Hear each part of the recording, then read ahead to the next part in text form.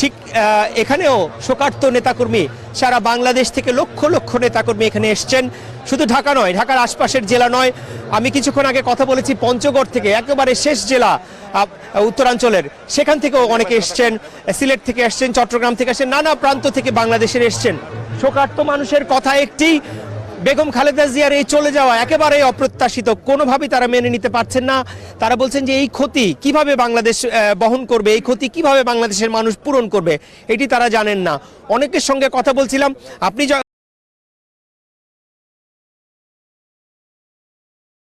যেমনটি জানাচ্ছিলেন যে এখানকার গাড়ি এলাকায় জানাজা স্থলের কাছাকাছি চলে এসেছেন, এটি জানার পরেই আর শোকের, তারা সকাল থেকে যারা ভোর থেকে এবং গত রাত থেকে এখানে এসেছেন তাদের মধ্যে আবার নতুন করে যে আহাজারি আবার রোল পড়ে গেছে। তারা আবার বলছেন নেত্রী কিছুক্ষণের মধ্যেই নেত্রীর মরদেহ যেটি এখানে সংসদ ভবন এলাকায় চলে আসবে এবং তারা জানাজায় অংশগ্রহণ করবেন। জানাজায় তারা একটি কথাই বলছেন যে বেগম খালেদা জিয়ার শেষ যাত্রায় তারা বলছেন যে বেগম খালেদা দীর্ঘ তার 43 বছরের রাজনৈতিক জীবনে যেমন সংগ্রাম নানা দিয়ে গেছেন, শেষ যাত্রাটি যাতে তার সুখকর হয়, আল্লাহ রব্বুল আলামিন যেন তাকে বেহেশতের সর্বোচ্চ স্থানটি তাকে দেন, এই দোয়াই তারা করছেন। এখানে শোকার্ত অনেকে রয়েছেন, তাদের সঙ্গে একটু কথা বলতে চাই, তাদের অনুভূতির কথা একটু জানতে চাই।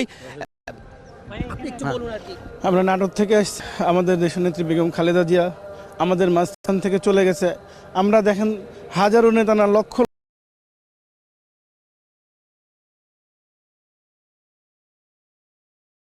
লক্ষ নেতা ফেরত কামনা করছে। ফরিয়াদ আমাদের সকল নেতা কর্মীদের আমাদের নেত্রীর বেহেশতের সর্বোচ্চ দান করেন ইনশাল্লাহ। আমরা উনি আজকে চলে গেছেন কিন্তু আমাদের নেতা কর্মীর মাঝে অন্তরে সারা জীবন বেঁচে থাকবেন এই আশাবাদ আমরা রাখি সবাই। ধন্যবাদ আপনাদেরকে। আমি আসছিলাম পাবনা থেকে, গতকাল আসছি, নেত্রীর মৃত্যুর খবর শুনে আমি আর থাকতে পারি নাই। আমি গতকাল অ্যাপল হাসপাতাল ওখানে ছিলাম, রাত এখানে সকাল 9টায় এখানে জানাজার জন্য এসেছি।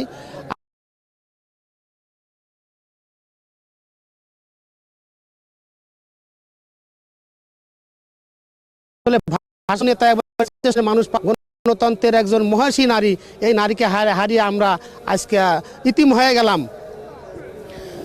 আসলে আমরা চাই যে বাংলাদেশের মানুষ যে এই নেত্রীর ঘাটতিটা পূরণ করার মতো নয়।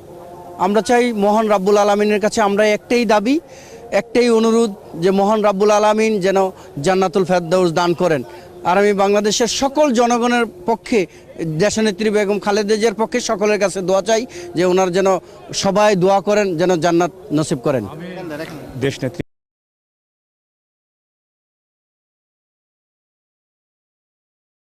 বেগম খালেদা জিয়ার বিদায় জানাজার জন্য আমরা ওনার জানাজার জন্য শেষ বিদায় ত্যাগ করবো, ওনাকে আমরা চিরবিদায় দিতেছি, কিন্তু আমাদের হৃদয়ের মাঝে উনি বহন করে থাকবে আজীবন।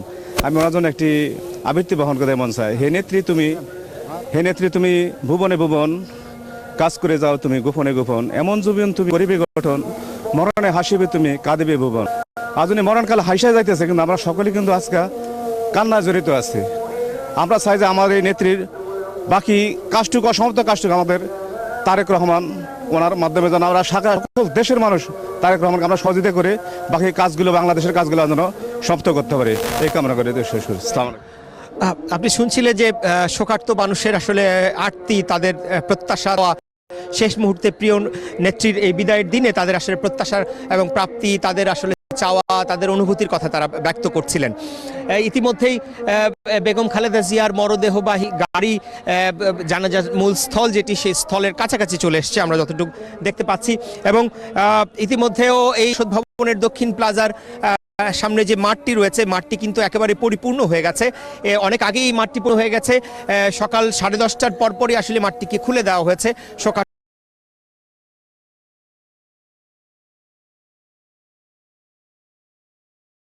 মানুষ যাতে মরদেহবাহী ভবনের যে মাঠটির একেবারে পশ্চিম প্রান্ত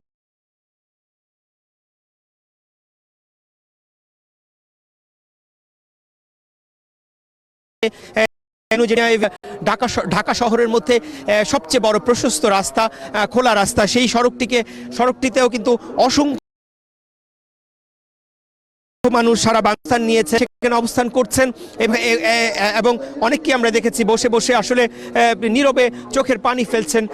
তারা নানাভাবে এবং নেত্রীর জন্য দোয়া করছেন, তারা সূরা কেরাত পড়ছেন, তারা কোরআন তেলাওয়াত করছেন, এরকম অনেককে আমরা দেখেছি। তারা এবং এরকম অনেক জটলা আমরা দেখেছি বাংলাদেশের নানা প্রান্ত থেকে অনেকে একসঙ্গে এসছেন, বন্ধু স্বজন দীর্ঘদিনের রাজনৈতিক সহকর্মী তারা একসঙ্গে এসছেন, তারা একসঙ্গে বসে বেগম খালেদা জিয়ার কর্মময় জীবন এবং তাদের রাজনৈতিক জীবন নিয়ে নানা স্মৃতিচারণ করছেন, বেগম খালেদা জিয়ার অবদান নিয়ে তারা বলছেন এবং তারা বারবার যে কথাটি বলছেন যে বেগম খালেদা জিয়ার এই চলে যাওয়া, বিশেষ করে আপনি জানেন যে আগামী 12ই ফেব্রুয়ারি যে জাতীয় নির্বাচন রয়েছে এবং দীর্ঘ ফ্যাসিবাদ বিরোধী আন্দোলনের পরে গণঅভ্যুত্থানের পরে বাংলাদেশ যে গণতন্ত্রের পথে বাংলাদেশ যে হাঁটছে, সেই গণতন্ত্রের উত্তরণের সময় বেগম খালেদা জিয়ার মতো একজন জাতীয় অভিভাবকের আসলে প্রয়োজন ছিল। সেই অভিভাবককে হারিয়ে তারা আসলে বলছেন যে এই ঘাটতি, এই শূন্যতা কিভাবে পূরণ করবে বাংলাদেশ, এই প্রশ্ন তারা বারবার বলছেন।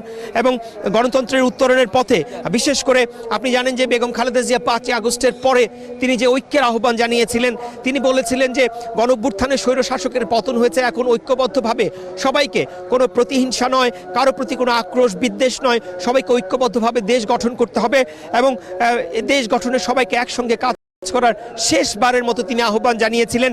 যতদিন তিনি অসুস্থ হওয়ার আগ পর্যন্ত তিনি যে সামান্য দু একবার যে গণমাধ্যমে ভিডিও বার্তা দিয়েছিলেন, সেই ভিডিও বার্তায় কিন্তু বারবার তিনি ঐক্যের কথা বলেছিলেন যে কোনোভাবেই প্রতিহিংসা এবং কারো প্রতি কোনো বিদ্বেষ আক্রোশ বশতভাবে কোনো কাজ করা যাবে না, সবাইকে নিয়ে বাংলাদেশকে এগিয়ে নিতে হবে। বাংলাদেশ এই নেত্রীর আসলে মূল ভিত্তিই ছিল হচ্ছে বাংলাদেশের মানুষ, এর বাইরে আসলে তিনি কোনো কিছু চিন্তা করতে পারতেন না, ভাবতে পারতেন না।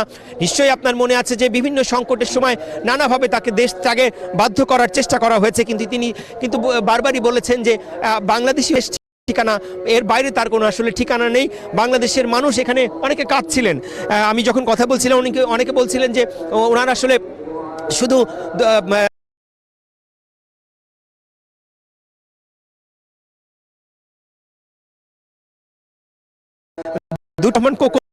অনেকে বলার আসলে দুটি সন্তান, কিন্তু এখানকার নেতাকর্মীরা বলছেন আসলে 18 কোটি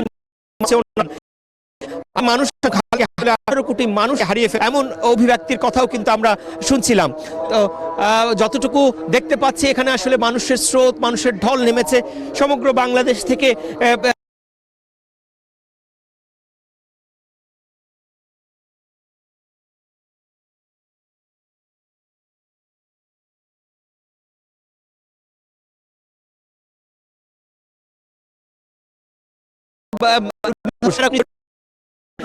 জানাতে চাই জানাজার দুপুর দুইটি কথা রয়েছে। এই জানাজায় বাংলাদেশ সরকারের মাননীয় প্রধান উপদেষ্টা মোহাম্মদ ইউনূস তিনি অংশগ্রহণ করবেন, যে উপদেষ্টা পরিষদের সদস্য রয়েছেন তারা অংশগ্রহণ করবেন বিভিন্ন রাজনৈতিক দল, জামাত ইসলামী, এনসিপি সহ বাংলাদেশের কমিউনিস্ট পার্টি সহ বিভিন্ন রাজনৈতিক দল যারা রয়েছেন তারাও কিন্তু এই দলের শীর্ষ নেতারা এই জানাজায় অংশগ্রহণ করবেন। এবং ইতিমধ্যে আমরা অনেককে দেখতে পেয়েছি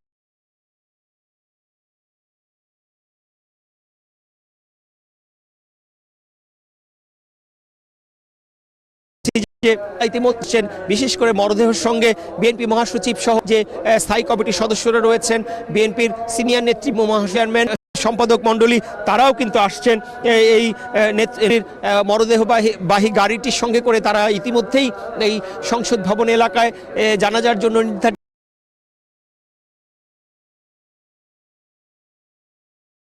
স্থান অবস্থান করছেন, তারা সারিবদ্ধভাবে আছেন, অনেকে বসে আছেন, স্মৃতিচারণ করছেন, বেগম খালেদা জিয়ার কর্মময় জীবন বলছেন। বিশেষ করে গত 17 এই যে ফ্যাসিবাদ বিরোধী আন্দোলনে বিএনপি নেতাকর্মীদের কিন্তু নানা নির্যাতন, নিপীড়ন, গুম, খুন, বিচার বহির্ভূত হত্যাকাণ্ডের শিকার তাদেরকে হতে হয়েছে।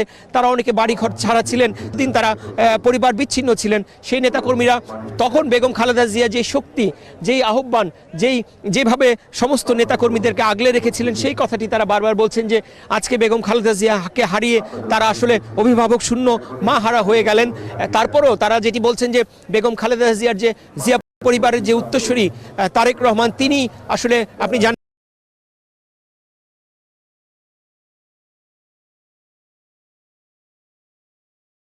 যে 25 পরেই কিন্তু বেগম খালেদা জিয়ার মৃত্যুর সংবাদটি এসছে, অর্থাৎ 30 তারিখ গতকাল ভোর 6টার সময় তিনি ইন্তেকাল করেছেন। তো অনেকেই বলছেন যে আসলে পুত্রকে শেষবারের মতো দেখার জন্যই আসলে বেগম খালেদা জিয়াকে হয়তো আল্লাহ রাব্বুল আলামিন বাঁচিয়ে রেখেছিলেন এবং পুত্রকে শেষবারের মতো একটিবারের মতো দেখার পরেই আসলে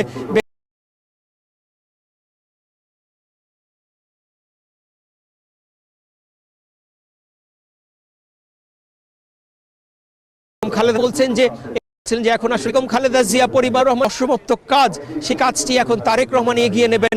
তারেক রহমানকে কেন্দ্র করেই আসলে এখন তারা এই শোকার্ত মানুষ আসলে নতুন স্বপ্ন দেখবে, এমন কথাই তারা বলছেন এবং এর মধ্য দিয়েই আসলে তারা বেগম খালেদা জিয়া তা বেঁচে যাবেন এমন কথাও তারা বলছেন। যেমনটি বলছিলাম যে জানাজার জন্য আসলে এখন অনেকেই এখানকার নেতাকর্মী যারা রয়েছেন, সাধারণ মানুষ যারা রয়েছেন, অসংখ্য মানুষ যারা রয়েছেন তারা প্রস্তুত।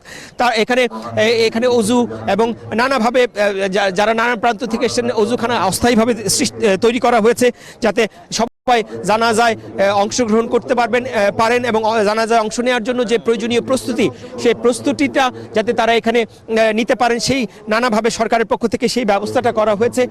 এখানকার নানা আয়োজন যেটি করা হয়েছে সুশৃঙ্খলভাবে সুন্দরভাবে যাতে জানাজা নামাজটি সবাই অংশগ্রহণ করতে পারেন এবং বাংলাদেশের যে অবিসংবাদিত নেত্রী, বাংলাদেশের গণতন্ত্রের যে অপরিহার্য নেত্রী, আপসীর নেত্রী বেগম খালেদা জিয়ার প্রতি তারা যাতে সমস্ত মানুষ যাতে শ্রদ্ধাটি অত্যন্ত সুন্দরভাবে প্রদর্শন করতে পারে সেই ব্যবস্থাটা নেওয়া হয়েছে। সংসদ ভবন এলাকার নিরাপত্তা ব্যবস্থা যদি আপনাকে বলতে চাই, এখানে নিরাপত্তা ব্যবস্থা একেবারেই কয়েক স্তরে নিরাপত্তা ব্যবস্থা নেওয়া হয়েছে। পুলিশকে দেখতে পাচ্ছি, র্যাবকে দেখতে পাচ্ছি, বিজিবি, সেনাবাহিনীর সদস্য তারা কিন্তু অক্লান্ত পরিশ্রম করছেন গতকাল থেকে বিশেষ করে এই জায়গাটি এবং আজকের এই বেগম খালেদা জিয়ার শেষ বিদায়ের আয়োজনটা যাতে সুন্দরভাবে সম্পন্ন করা যায়, সেই আয়োজনটা শেষ করার জন্য কোনো ধরনের বিশৃঙ্খল পরিস্থিতি যাতে কেউ সৃষ্টি না করতে পারে সেইটির জন্য কিন্তু এখানে সব ধরনের ব্যবস্থা নেওয়া হয়েছে।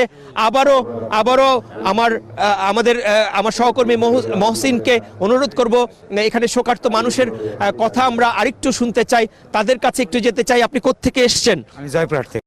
আচ্ছা, বেগম খালেদা জিয়ার চলে যাওয়ার খবর যখন আপনি শুনেছিলেন, আপনার অনুভূতি, নেতাকর্মীদের, আপনাদের সহকর্মীদের অনুভূতিটা যদি একটু ব্যক্ত করতেন। খুব কষ্ট লেগেছে। ভাইজান, আপনি তো জানেন আমাদের কত কষ্ট। 17টা বছর ম্যাডামের কাছে ছিলাম। যখন শুনছি আমি গতকালকে আমার আম্মা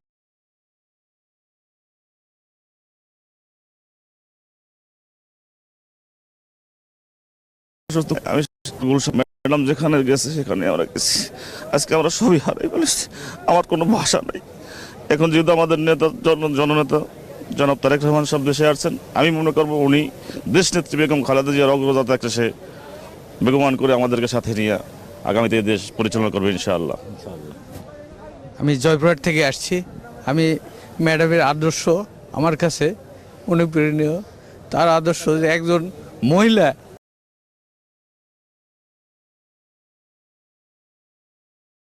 এইভাবে থাকার জন্য আজকে ওনাকে অনেক অত্যাচার করা হয়েছে, দেশ ছেড়ে যান নাই। উনি দেশে আজকে আমরা ঘুরেছি এবং আমরা গণতন্ত্র ফিরে পাবো ইনশাল্লাহ। বিসমিল্লাহির রহমানির রহিম। আমাদের যে রহমান হলো আদর্শমান, এই স্বাধীনতার ঘোষক, সে আমাদের খালেদা জিয়া অনেক 17 বছর এই অনেক কষ্ট করেছে, অনেক করেছে। তারপরে আমাদের জন্য কোথাও দেহ মানুষ আমাদের কষ্ট লাগতেছে, আবার ভালো লাগতেছে তো মানুষ দেখে। তারপরে আমাদের তারেক জিয়া এই বাংলাদেশে এসেছে, এই যে স্বাধীনতার ঘোষক যে জিয়া রহমানের ছেলে তারেক জিয়া, সে মাটি হাতে নিচ্ছে যে দেখো আমি কোথাও আমার এই বেদনা, এই সব এই আশা আকাঙ্ক্ষার মানুষের মধ্যে সে অসুস্থ মার কাছে জানাই, মানুষের সামনে এসে মাটি নিয়ে সে দাঁড়াইছে।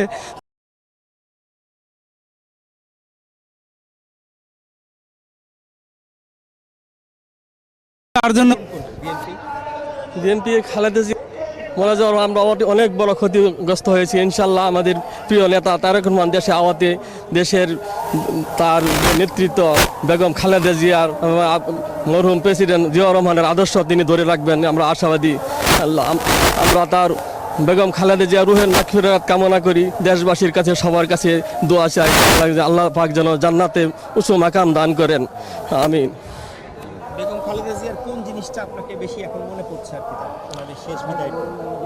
বেগম খালেদা জিয়া বহু নির্যাতিত কারাভোগের মধ্যে দিয়েও তিনি দেশ ছাড়েননি, দেশকে আগলে রেখেছে, দেশের মানুষকে আগলে রেখেছে। আর সব থেকে বিষয় কষ্ট হচ্ছে যেটা, যে আমাদের দেশনায়ক তারেক রহমান যখন পৃথিবীকে বুঝে উঠতে পারেননি তখন তার বাবাকে হারিয়েছেন, 17 বছর প্রবাসে থেকে তার ভাইকে, কলিজার টুকরো বড় ভাইকে হারিয়েছেন।